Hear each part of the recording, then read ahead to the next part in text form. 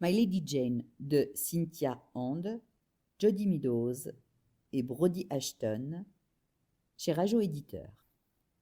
Prologue. Vous pensez peut-être connaître l'histoire. La voici. Il était une fois une jeune fille de 16 ans du nom de Jane Grey, contrainte d'épouser un parfait inconnu.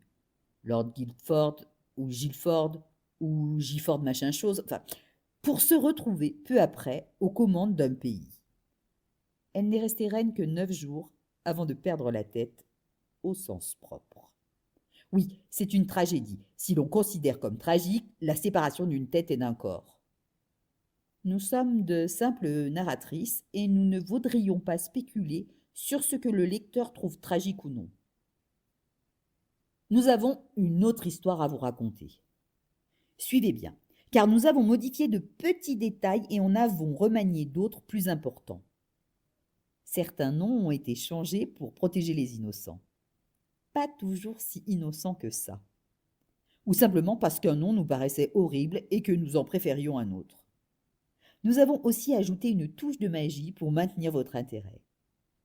Tout devient alors possible. Voici comment nous pensons que l'histoire de Jane aurait dû se dérouler. Cela commence en Angleterre, ou une version alternative de l'Angleterre, puisque nous manipulons le passé, au milieu du XVIe siècle. C'était une période sombre, surtout si l'on était un Édiane. Les Édianes avaient la chance, ou le malheur selon le point de vue, de pouvoir prendre une forme animale. Par exemple, certaines personnes étaient capables de se transformer en chat, entraînant ainsi un accroissement considérable de la consommation de thon dans le pays, mais aussi une réduction de la population de rats. En même temps, d'autres individus pouvant se métamorphoser en rats, cette évolution est passée assez inaperçue. Certains trouvaient cette magie animale formidable, tandis que d'autres la considéraient comme une abomination qu'il fallait éradiquer sur le champ. Pour ces derniers, connus sous le nom d'authentiques, les êtres humains n'avaient pas à être autre chose que des êtres humains. Et parce que les authentiques étaient aux commandes de presque tout, les Édianes ont été persécutés et chassés jusqu'à ce que la plupart d'entre eux disparaissent ou entrent dans la clandestinité. Ce qui nous amène à cet après-midi fatidique à la cour d'Angleterre, où le roi Henri VIII, dans un accès de fureur, s'est transformé en un énorme lion et a dévoré son bouffon au grand bonheur des spectateurs. Ceux-ci ont applaudi avec enthousiasme, car personne n'aimait vraiment le bouffon. Quand les courtisans ont découvert la vérité, à savoir que l'incident n'était pas une habile mise en scène, mais qu'un vrai lion l'avait réellement mastiqué, ils ont cessé d'applaudir, non sans faire remarquer que ce clown l'avait bien cherché. Le soir même, le roi Henri, après avoir repris sa forme humaine, a décrété que les Édianes n'étaient finalement pas si mauvais et devraient dorénavant jouir des mêmes droits et privilèges que les authentiques. Cette décision d'autoriser la magie ancienne a fait des vagues dans toute l'Europe. Le chef de l'Église authentique n'était pas ravi du choix d'Henri VIII, mais chaque fois que Rome envoyait une missive dénonçant ce décret, le roi lion mangeait le messager. D'où l'expression « ne mangez pas le messager ». À la mort d'Henri, c'est son unique fils, Édouard, qui lui a succédé.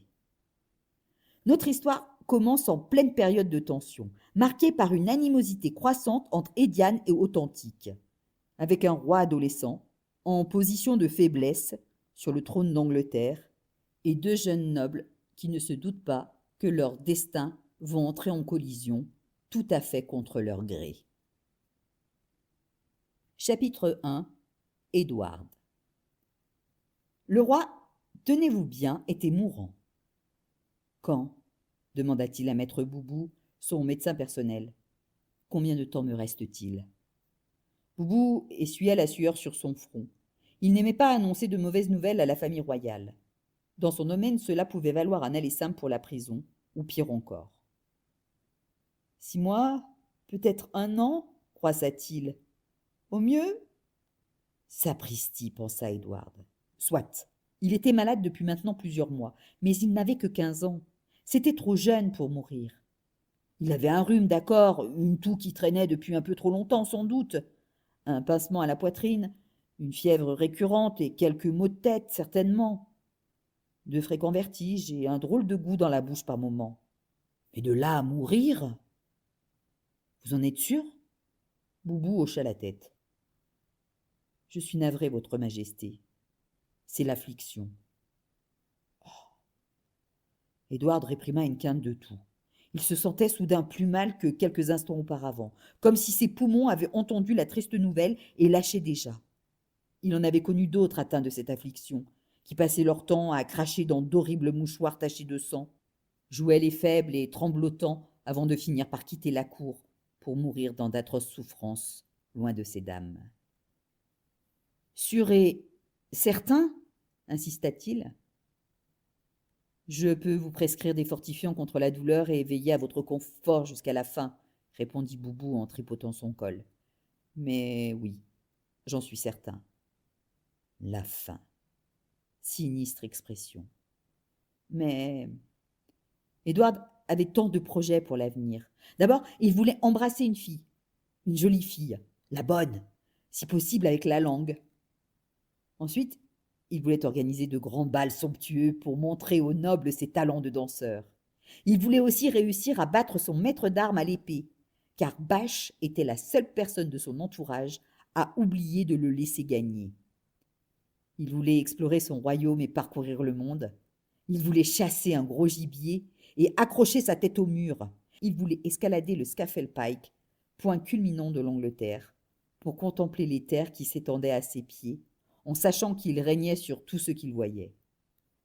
Mais apparemment, aucun de ses rêves n'allait se réaliser. Une mort précoce, voilà le mot qu'on emploierait. Prématuré, tragique.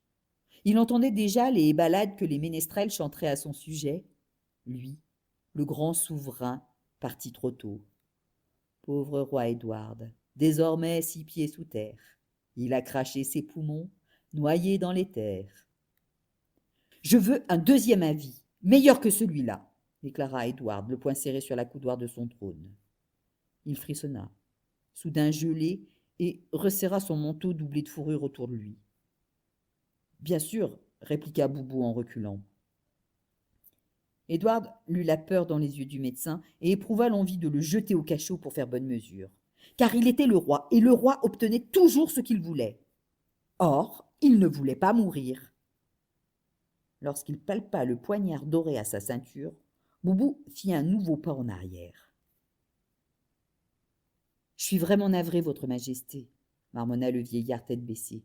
« S'il vous plaît, ne mangez pas le messager. » Édouard soupira. Il n'était pas son père, qui aurait en effet, sans doute, adopté sa forme de lion et dévoré le pauvre homme. Lui-même n'avait pas, à sa connaissance, d'animal caché en lui, ce qu'il regrettait sincèrement. « Vous pouvez disposer, Boubou. » Le médecin poussa un soupir de soulagement avant de se précipiter vers la porte, laissant le jeune monarque seul face à l'imminence de son décès. « Sapristi !» se répéta ce dernier. L'affliction était une mort affreusement gênante pour un roi.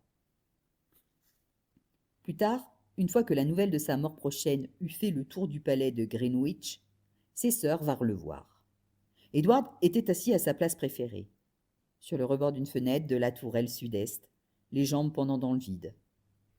Il observait les allées et venues dans la cour en contrebas tout en écoutant le flot régulier de la Tamise. Il pensait avoir enfin compris le sens de la vie, cette grande énigme qui pouvait se résumer ainsi. La vie est courte, et puis on meurt. « Édouard !» murmura Bess qui s'installa à ses côtés avec une moue compatissante. « Je suis désolé, petit frère. » Il tenta de lui adresser un sourire en coin. C'était sa spécialité, son talent royal le plus abouti. Mais cette fois, il ne parvint à esquisser qu'une pitoyable grimace dénuée d'enthousiasme. « Alors vous êtes au courant, » dit-il en s'efforçant de conserver un ton léger. « J'ai bien l'intention de demander un deuxième avis. Je n'ai pas l'impression d'être en train de mourir. »« Oh, mon cher Eddie !» s'exclama Marie d'une voix étranglée. Elle se tamponna le coin de l'œil avec un mouchoir bordé de dentelle. « Mon doux Trésor, ma pauvre petite colombe !» Édouard ferma les yeux un instant, Il n'aimait pas qu'on l'appelle Eddie, ni qu'on lui parle avec condescendance comme à un gamin en culotte courte. Mais il le tolérait de la part de Marie. Il avait toujours eu un peu de peine pour ses sœurs, reléguées au rang de bâtardes par leur père. L'année où il avait découvert sa forme animale, surnommée l'année du lion, Henri VIII avait aussi décrété que le roi était au-dessus des lois. Il avait ainsi annulé son mariage avec la mère de Marie, Catherine, qu'il avait envoyé finir ses jours au couvent. Tout ça pour pouvoir épouser la mère de Besse, Anne, l'une des plus séduisantes dames de compagnie de la reine. Mais comme l'épouse numéro 2 ne parvenait pas à lui donner d'héritier mâle et que le bruit commençait à courir que la reine Anne était une Édiane qui se transformait régulièrement en chat noir pour se glisser en douce dans la chambre du ménestrel de la cour, il avait ordonné sa décapitation. Quant à l'épouse numéro 3, Jane, la mère d'Edward, elle avait fait tout ce qu'il fallait. Elle avait donné naissance à un enfant du bon sexe, destiné à devenir le futur souverain d'Angleterre. Puis, comme elle n'était pas du genre à rester là à jubiler, elle avait succombé sans tarder. Le roi Henri avait ensuite eu 3 nouvelles épouses, respectivement répudiées, décapitées et épargnées. La dernière avait eu de la chance de lui survivre. Mais pas d'autres enfants. En termes de progéniture royale, il n'était donc que 3. Marie, Bess et Édouard. Ils formaient à leur manière une famille mal assortie, leur père étant probablement fou et assurément dangereux, même quand il n'était pas un lion, et leur mère morte. Ils s'étaient toujours assez bien entendus, vraisemblablement grâce à l'absence de rivalité entre eux au sujet de l'héritage de la couronne. Avec ses attributs masculins, Édouard était le choix évident. Roi depuis l'âge de 9 ans, il n'avait que de vagues souvenirs d'avant son accession au trône, et jusqu'à ce jour, il avait toujours pensé que la monarchie lui allait plutôt bien. Ça me fait une belle jambe d'être roi maintenant, se dit-il avec amertume. Il aurait préféré être né roturier. Pourquoi pas fils de forgeron? Il aurait pu s'amuser un peu avant de quitter ce bas monde. Au moins, il aurait eu l'occasion d'embrasser une fille. Comment te sens-tu, pour de vrai? Demanda Marie d'un ton solennel. Marie s'exprimait toujours d'un ton solennel. Affligée. Cette réponse lui valut une esquisse de sourire de la part de Bess, mais Marie se contenta de secouer la tête, l'air triste. Elle ne riait jamais à ses plaisanteries. Bess et lui la surnommaient la rabat-joie dans son dos, depuis des années, car elle ne se réjouissait jamais de rien. Les seules fois où il l'avait vue se dérider, c'était quand un traître avait été décapité, ou un pauvre Édiane brûlé sur le bûcher. Sa sœur se montrait étonnamment assoiffée de sang dès qu'il était question de ces derniers. L'affliction a emporté ma mère, tu sais, lui rappela Marie en tordant nerveusement son mouchoir entre ses mains. Je sais. Il avait toujours pensé que la reine Catherine était morte de chagrin plutôt que de maladie. Un cœur brisé conduisant souvent à un corps brisé. Je n'aurai pas le temps d'avoir le cœur brisé, songea-t-il, submergé par une nouvelle vague d'auto-apitoiement. Jamais je ne tomberai amoureux. C'est une horrible façon de mourir, poursuivit Marie. On tousse encore et encore, jusqu'à cracher ses poumons. Merci, c'est très réconfortant, railla-t-il. Bess, toujours discrète à côté de sa sœur, si loquace et solennelle, jeta un regard acéré à Marie avant de poser sa main gantée sur celle de son frère. On peut faire quelque chose pour toi? Edward haussa les épaules, les yeux brûlants. Il était résolu à ne pas pleurer à cause de cette histoire de mort, car pleurer, c'était bon pour les filles et les bébés, pas pour les rois. En plus, ça ne changerait rien. Bess lui serra fort la main. Il lui rendit son geste sans verser une seule larme, puis se remit à méditer sur la vue par la fenêtre et sur le sens de l'existence. La vie est courte, et puis on meurt. Bientôt, dans 6 mois, 1 an au mieux.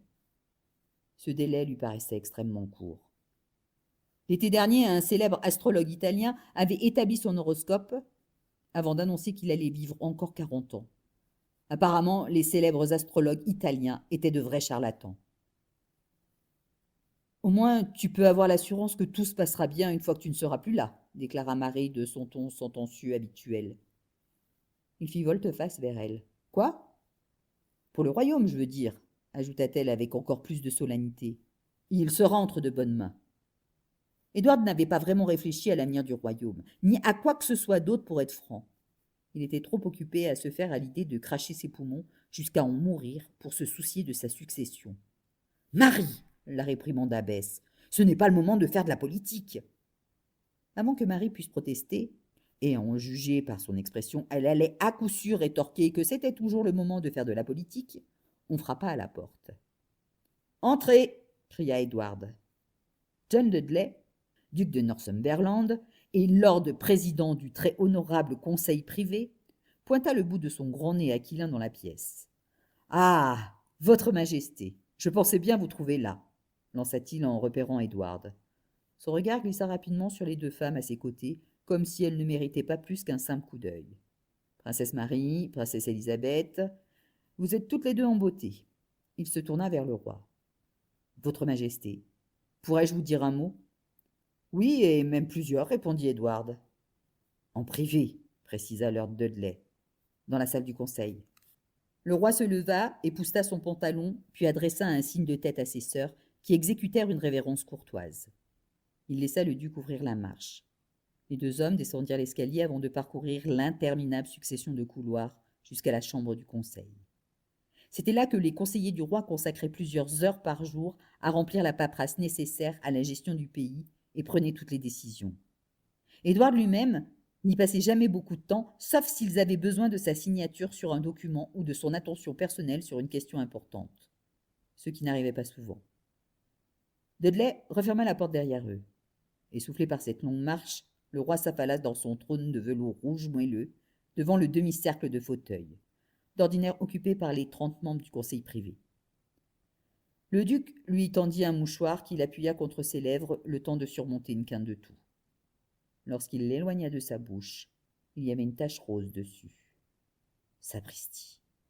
Il fixa la tache, puis voulut rendre son mouchoir à Dudley, qui s'empressa de le refuser. « Gardez-le, votre majesté. » Le duc partit de l'autre côté de la pièce où il se mit à caresser sa barbiche, ce qu'il faisait chaque fois qu'il était perdu dans ses pensées. « Je crois, commença-t-il à mi-voix, que nous devrions discuter de la marche à suivre. »« La marche à suivre ? C'est l'affliction, une maladie incurable. Je n'ai rien d'autre à faire que mourir, apparemment. » Dudley se composa un sourire compatissant qui ne semblait pas naturel sur son visage, car il n'était pas coutumier de cette expression. « Oui, sire, vous avez raison, mais nous mourrons tous un jour ou l'autre. » Il caressa de nouveau sa barbiche. « C'est une triste nouvelle, bien entendu. Seulement, on doit en tirer le meilleur parti. Il y a beaucoup à faire pour le royaume avant votre mort. » Ah, le royaume, une fois de plus. Toujours la même rengaine. « D'accord, » concéda Edward avec davantage de courage dans la voix qu'il n'en ressentait en réalité. « Dites-moi ce que je devrais faire. Tout d'abord, il faut réfléchir à votre succession, à l'héritier du trône. » « Vous voulez que je me marie et que j'engendre un héritier en moins d'1 an ?» s'étonna le roi. Voilà une idée amusante qui impliquerait forcément d'embrasser avec la langue. Mais Dudley se racla la gorge. « Non, votre majesté, vous n'êtes pas en état. » Edward voulut protester avant de se rappeler la tache rose sur le mouchoir et sa fatigue après avoir simplement traversé le palais. Il n'avait pas l'énergie pour courtiser une femme. « Dans ce cas, j'imagine que le trône reviendra à Marie. »« Non, sire, » répliqua le duc d'un ton pressant. « On ne peut pas laisser la couronne d'Angleterre tomber entre de mauvaises mains. »« Mais c'est ma sœur, » se renfrogna le roi. « C'est l'aînée, elle. C'est une authentique, » objecta Dudley. « Marie a été élevée dans la croyance que la magie animale est maléfique, qu'il faut la craindre et la détruire. Si elle devenait reine, ce pays retournerait au Moyen-Âge. Plus aucun Hédiane ne serait en sécurité. » Edward s'adossa à son trône et réfléchit. Tout ce que disait le duc était vrai. Marie ne tolérerait pas les Hédianes. Comme mentionné plus haut, elle les préférait super croustillants. En plus, avec son manque d'humour et son esprit rétrograde, elle ferait une très mauvaise souveraine. Ça ne peut donc pas être Marie ni Bess. Il fit tourner la bague ornée du sceau royal autour de son doigt. Bess vaudrait toujours mieux que Marie, bien sûr, et ses 2 parents étaient des Hédianes, si on croit à cette histoire de chat. Mais je ne connais pas sa position vis-à-vis des authentiques. Elle reste évasive à ce sujet. Et puis, ajouta-t-il après réflexion, la couronne ne peut pas revenir à une femme. Vous aurez sans doute remarqué qu'Edward était un peu sexiste. Franchement, on ne peut pas lui en vouloir car il a été glorifié pour le simple fait d'être un garçon durant toute sa courte vie. Malgré tout, il aimait se considérer comme un roi progressiste. Il n'était pas un Édiane à l'instar de son père, du moins à ce qu'il semblait, mais à l'évidence, cela faisait partie de son histoire familiale. Et il avait appris à soutenir leur cause. Ces derniers temps, la tension entre les deux communautés était à son paroxysme. Des rumeurs avaient circulé sur un mystérieux groupe d'Édianes surnommé la Meute qui dévalisait et pillait églises et monastères authentiques aux quatre coins du pays. Ensuite étaient arrivées d'autres rumeurs sur des authentiques qui démasquaient des Édianes avant de leur infliger des sévices, puis sur des attaques en représailles contre des authentiques, et ainsi de suite. Dudley avait raison. Il leur fallait un souverain pro-Édiane, quelqu'un capable de maintenir la paix. Alors, à qui pensez-vous? Édouard tendit la main vers une desserte où se trouvait toujours par décret royal un bol de mûres fraîches. Il adorait les mûres. Elles étaient réputées pour leur puissante propriété curative. C'est pourquoi il en mangeait beaucoup dernièrement. Il en goba une. La pomme d'Adam de Lord Dudley monta puis descendit. Pour la première fois depuis qu'Édouard le connaissait, il paraissait un tantinet nerveux. Le fils aîné de Lady Jane Grey, votre majesté.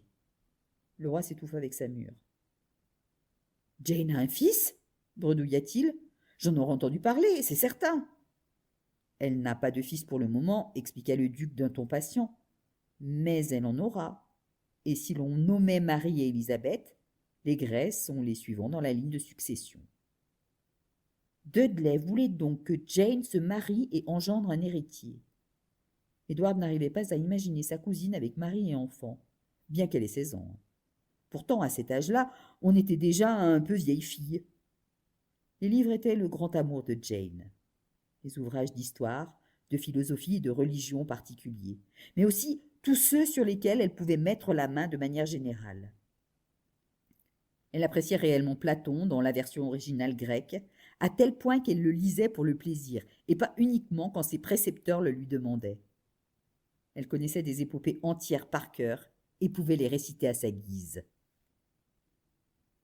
Mais ce qu'elle aimait par-dessus tout, c'étaient les histoires d'Édiane et leurs aventures animales. Cela ne faisait aucun doute. Jane soutiendrait les Édianes. Le bruit courait que sa mère en était une, même si personne ne savait quelle forme elle prenait. Quand Edward et Jane étaient enfants, leur jeu favori était de se figurer quels animaux ils deviendraient plus tard. Edward s'était toujours vu en bête puissante et féroce, comme un loup, un ours ou un tigre. Jane, elle, n'avait jamais su choisir sa forme préférée. Elle hésitait entre un lynx et un faucon, s'il se rappelait bien. « Imagine un peu, Edward !» lui chuchotait sa voix de fillette de 10 ans, tandis que, allongé sur le dos au sommet d'un monticule herbeux, il cherchait des formes dans les nuages. « Je pourrais être là-haut, à voler dans le vent, sans personne pour me dire de me tenir droite ou critiquer ma broderie. Je serais libre. » Libre comme l'air, avait-il ajouté. Libre comme l'air. Elle avait éclaté de rire avant de se relever d'un bond pour dévaler la colline en faisant semblant de voler, les bras écartés, ses longs cheveux roux flottant dans son dos. Quelques années plus tard, ils avaient passé un après-midi entier à s'insulter car Jane avait lu dans un livre que les Édianes prenaient souvent leur forme animale quand ils étaient contrariés.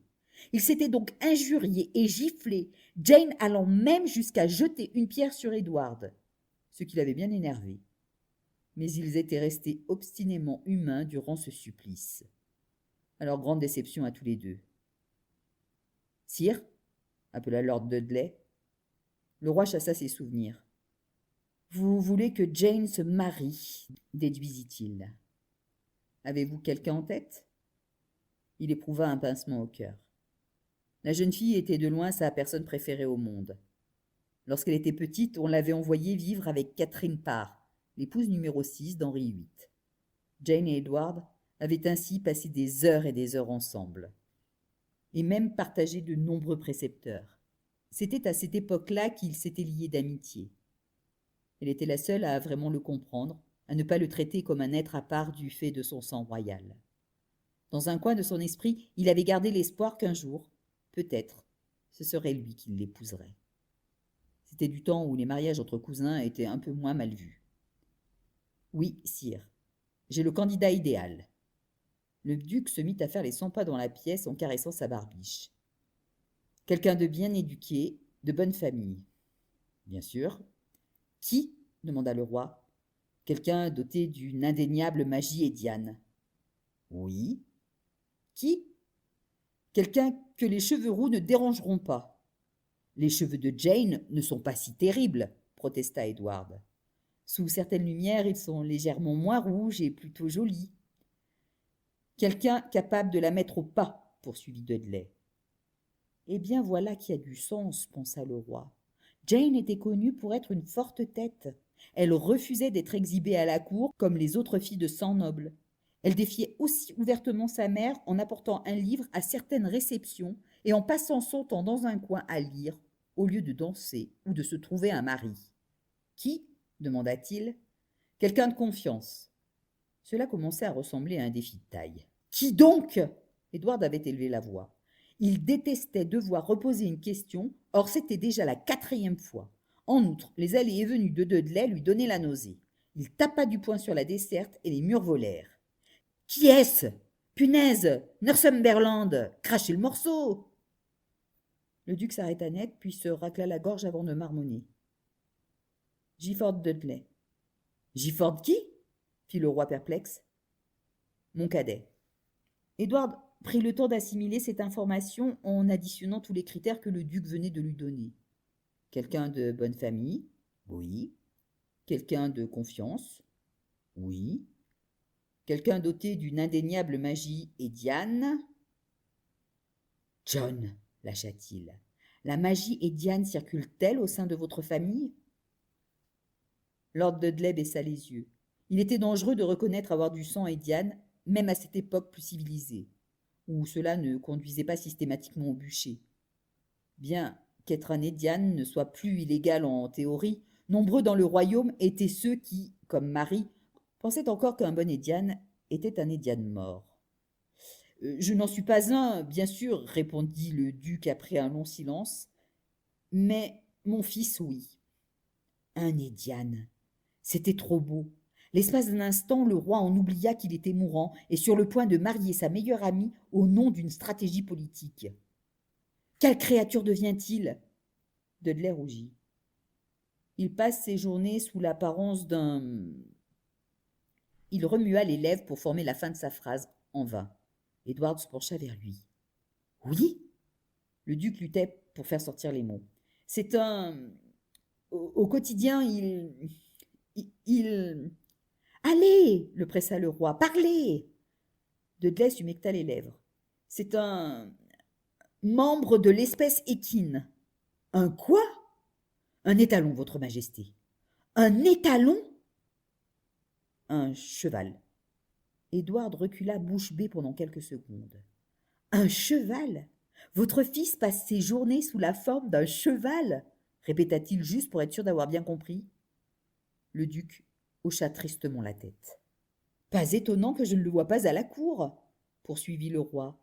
J'avais presque oublié que vous aviez un autre fils que Stan. Ne nous aviez-vous pas dit que votre cadet était un imbécile et que, pour cette raison, vous le jugiez inapte à apparaître en public? Nous pensions que cela valait mieux que la vérité, avoua Dudley. Edward attrapa une mûre et la mangea. Quand est-ce arrivé? Et surtout comment? Il y a 6 ans. Je ne sais pas comment. Un instant, c'était un gamin de 13 ans qui piquait une petite colère. L'instant d'après, c'était un... Le duc ne répéta pas le mot.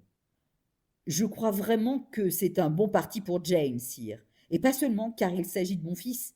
C'est un solide garçon, doté d'une excellente ossature, bien portant, relativement intelligent, en tout cas sûrement pas un imbécile, et assez obéissant pour servir nos objectifs. Le roi réfléchit un moment. Jane adorait tout ce qui se rapportait aux Édianes. Elle ne verrait donc pas d'inconvénient à en épouser un. Mais il passe toutes ses journées sous la forme d'un cheval? Oui, de l'aube au coucher du soleil. Il ne peut pas contrôler sa métamorphose? Dudley jeta un coup d'œil au mur du fond où trônait un grand portrait d'Henri VIII. Édouard prit alors conscience de l'absurdité de ses propos.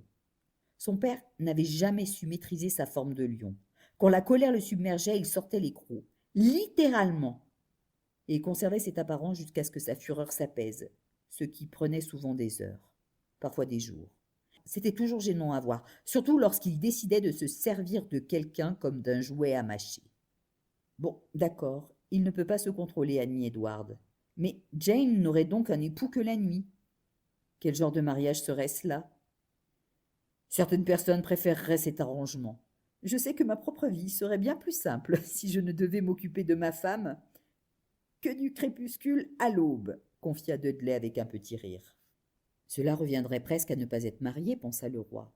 Ce genre d'union procurerait à Jane l'indépendance à laquelle elle était habituée. Ce serait idéal. Est-il beau? L'autre fils du duc, Stan, avait eu le malheur d'hériter du nez aquilin de son père. Edward détestait l'idée de marier son ami à ce nez. Dudley pinça ses fines lèvres. Gifford est un peu trop agréable à regarder pour son bien, j'en ai peur. Il a tendance à attirer l'attention des dames. Le roi éprouva un pincement de jalousie. Il leva une fois de plus les yeux vers le portrait de son père. Il ressemblait à Henri. Il le savait. Ils avaient les mêmes cheveux blonds vénitiens, le même nez droit et majestueux, et les mêmes yeux gris, flanqués des mêmes petites oreilles. Autrefois considéré comme un beau jeune homme, Edward était à présent maigre et pâle, lessivé par son combat contre la maladie. « Mais il sera fidèle, je peux vous l'assurer, » continuait de jacasser Dudley. « Et quand Jane et lui engendreront un fils, vous aurez votre héritier, Diane. Problème résolu. » En un claquement de doigts, problème résolu. Le roi se frotta le front. « Et quand devrait avoir lieu ce mariage ?»« Samedi, selon moi, » répondit le duc, en supposant que vous approuviez cette union. Edward fut pris d'une quinte de toux. On était lundi. « Si tôt ?» siffla-t-il après avoir retrouvé son souffle. « Le plus tôt sera le mieux. Nous avons besoin d'un héritier. »« Ah oui. » Le roi se racla la gorge. « D'accord, j'approuve cette union. Mais samedi... » Cette date lui semblait affreusement proche. « Je ne connais même pas mon emploi du temps de ce jour-là. Je vais devoir consulter. J'ai déjà vérifié, votre majesté. Vous êtes disponible.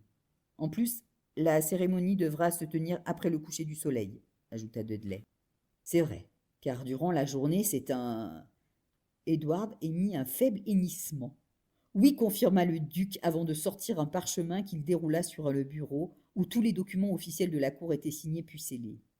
« Je parie que vous dépensez une fortune en foin, » lança le roi, retrouvant enfin son sourire en coin.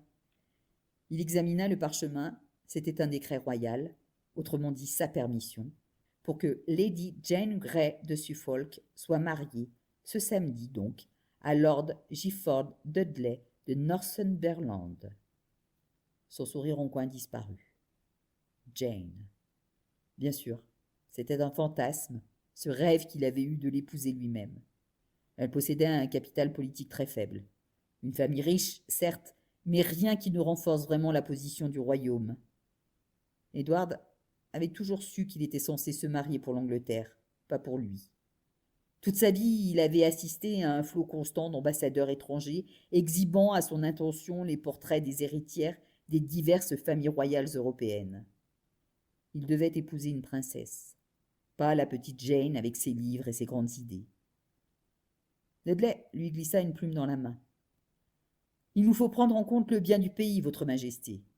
J'irai chercher Gifford au château de Dudley ce soir. » Le roi trempa la plume dans l'encre avant d'interrompre son geste.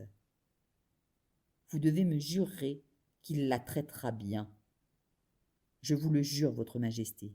Il sera un mari exemplaire. » Edward toussa de nouveau dans le mouchoir que lui avait donné le duc. Il avait ce drôle de goût dans la bouche, douceâtre, qui se mélangeait mal avec les relents de mur. « Je marie ma cousine à un cheval, » marmonna-t-il. Puis il posa la plume sur le parchemin et, avec un soupir, signa de son nom.